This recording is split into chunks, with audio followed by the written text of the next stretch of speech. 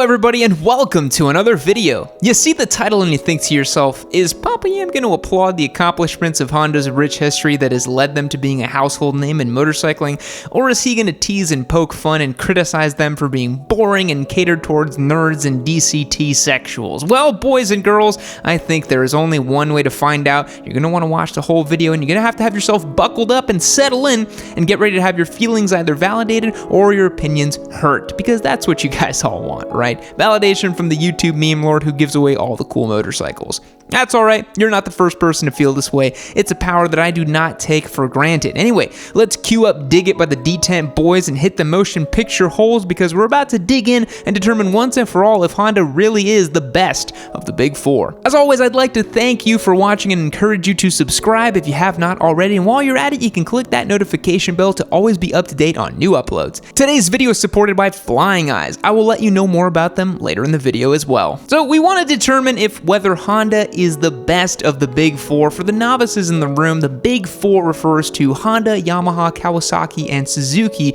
who are the main four Japanese motorcycle manufacturers. One of the easiest way we can determine their aptitude for occupying the crowned position as the best Japanese motorcycle company is to take a look at their sales figures. Does selling the most of anything automatically make it the best? Not by a long shot. Look at all the crap normies stuffed down their throats, figuratively and literally, like watching the 69th installments of the Marvel Universe while inhaling a Wendy's $5 biggie bag. But by looking into the sales figures, we'll be able to recognize the sheer scope of Honda's market share, even if that doesn't automatically make it the best bikes. In 2021, Honda globally sold 15 million units, and by units I mean motorcycles, 15 million motorcycles. That is borderline incomprehensible. That is a crazy figure. During this time, only about 300,000 Hondas were sold in North America. I imagine Honda is such an omnipresent brand overseas, where more people use small displacement bikes for everyday transportation, unlike American motorcyclists who use their bikes for recreation more than utility.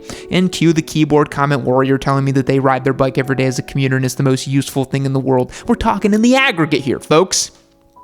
But at the end of the day, you can't fit as many offensive bumper stickers on a Honda mini bike as you can on a big gas-guzzling American-made pickup. So what culture really has it all figured out? If we look at the sales figures for the rest of the big four, we'll see coming in second is Team Blue. In 2021, Yamaha sold 4.5 million motorcycles worldwide. I hope they were mostly R1s and MT10s, but something tells me that is probably incorrect. To look more specifically at their most popular selling bikes, I think I'd have to change my location on the Yamaha website to unlock all the tiny bikes they sell overseas, just like using a VPN to change the location of your Netflix account to get access to all Spanish language telenovelas you've been obsessed with. Regardless, 4.5 million bikes is pretty impressive for a piano company. In third place, there is Suzuki with 975,000 bikes, and it's all DRZs and Hayabusas. And lastly, Kawasaki sold a measly 495,000 bikes, and yet their fan base is definitely the most vocal. And while I previously said selling the most bikes doesn't automatically make Honda the best, it seems the inverse is true for Kawasaki. It seems the data shows Kawasaki is the worst of the big four. Their customer base keeps dying from monster-induced kidney failure or oxygen deprivation when H2 riders yeet themselves into the stratosphere. I'm joking, obviously, relax. I know the Cowie boys are already waiting their angry comments down below before I even got to the punchline. Kawasaki makes some cool bikes. They got the ZX6R, the H2, and the ZH2, and the KLX. I guess there's some alright bikes, I guess.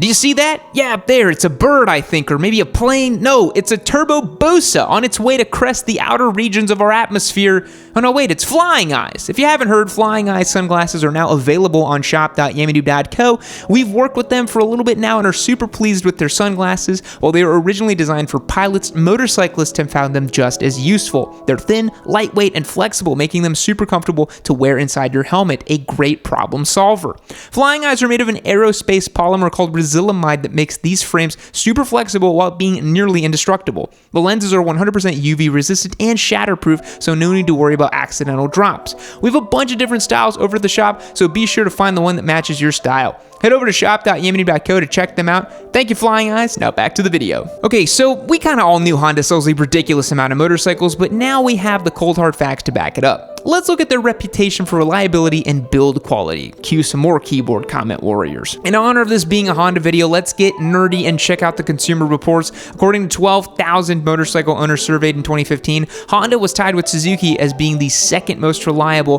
coming in behind Yamaha at number 1.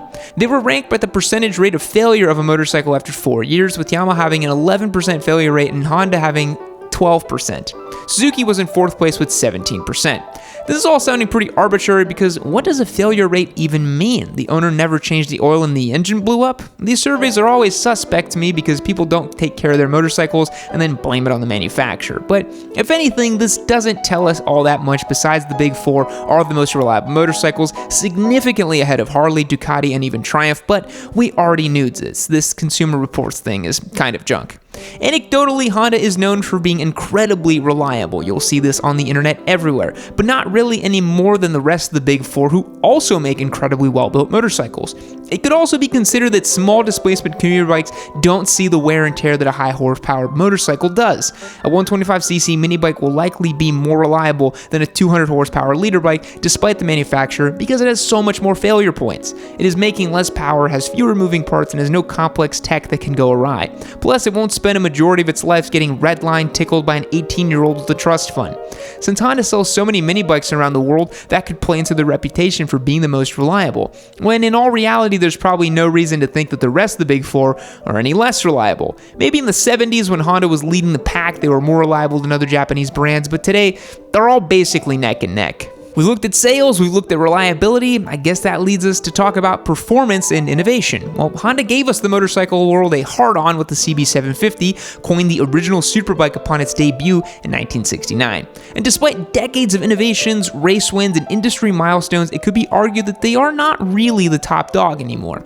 Let's go through some of the classes of bikes and see how Honda's offerings compare to the competition, and these are going to be some bikes sold in the American market. Sorry, Euro boys, I know the big four make some different small displacement bikes for the A1 folks out there, but I am not up to date on that and I'm a little too afraid to ask. In America, Honda has a hold on the mini bike market. This is known. They have the Grom, the Monkey, the Navi, the Trail 125, and of course the Super Cub. If you want a small bike that looks and rides like a motorcycle, Honda has you covered. Kawasaki has the Z125, but we don't need to rehash all that Kawasaki hatred once again. So much slander for the Cowie boys.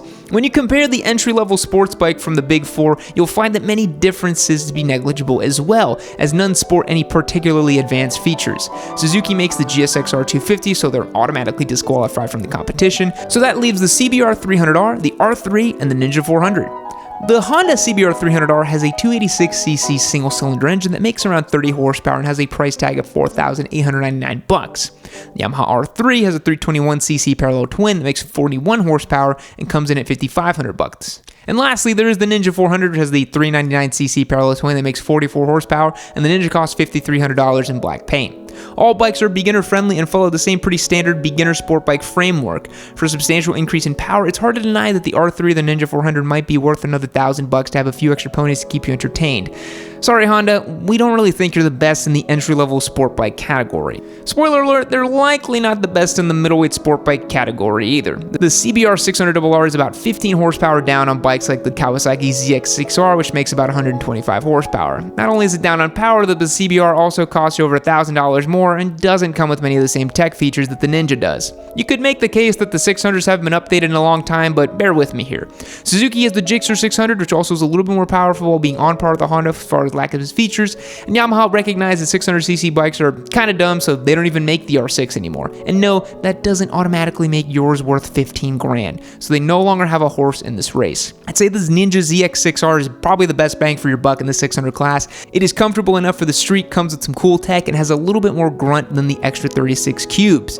The Honda CBR 600RR is a perfectly fine bike. It's just a raw analog 600, but it's definitely not the best. Sorry Honda, you lost this one too. Yamaha wins the naked bike category. While the MT platforms have some cheaper feeling parts, they really are the epitome of a Japanese naked bike. Torque, wheelies, chicken strips, and weird Transformer-esque styling choices, they're the bikes that define the segment. And Honda's contributions with bikes like the CBR 650R are just kind of like a modern version of an inline 4 UJM. There's nothing wrong with that, but they're cool bikes. They have some high-end finishes. It's just not Yamaha's 270-degree crank hooligan machines, and they're a little bit expensive for what they are. So far, Honda has only won the mini bike category.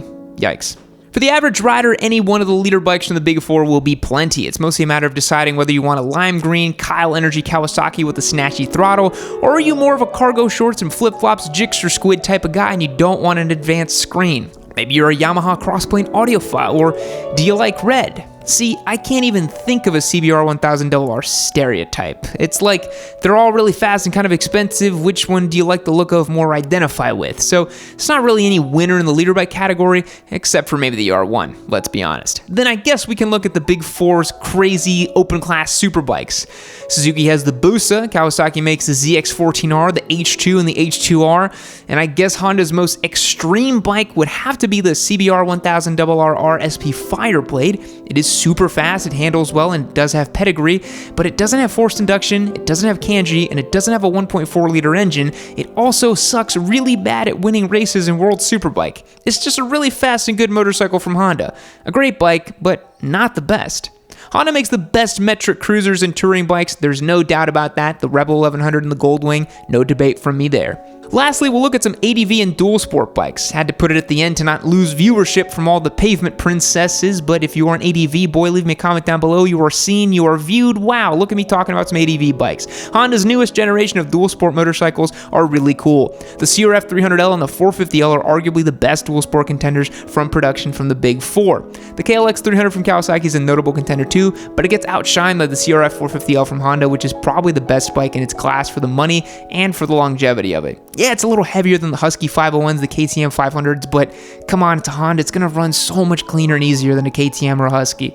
As far as ADV go, the Africa Twin is one of the better bikes for off-road duty from the Big Four when compared to the Super Tenere or the V-Strom, but does that mean it's necessarily a better overall bike? Probably not. Plus, I'm not an ADV dad, so how would I know? Go ahead, tell me how wrong I am in the comments. So that brings us to our conclusion. Is Honda the best? I mean, not really.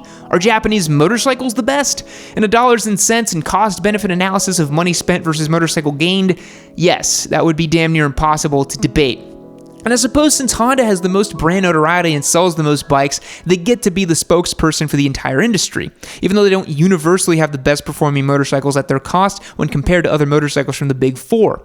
Each company brings their unique bikes to this table, some better than others, but all really good and solid motorcycles. At this point, I think Honda is just like an unfunny meme about reliability. And at the same time, too, we all want to see Marc Marquez going back to winning ways on the Repsol Honda. Maybe when he gets back in there, starts winning again, and takes another title, maybe Honda can get back in my good graces once again and wins a race in World Superbike. Connie Kurlekowona. Thanks for making it this far into the video. You are special. Be sure to subscribe to the channel if you haven't, and I will see you later. Fact: the controller of the PS1 represents the console's 3D graphics. During the time of its release, most consoles came with a flat controller or joypad. As an attempt to stray from the norm, Triyu Goto designed the PlayStation's iconic controller design. Goodbye.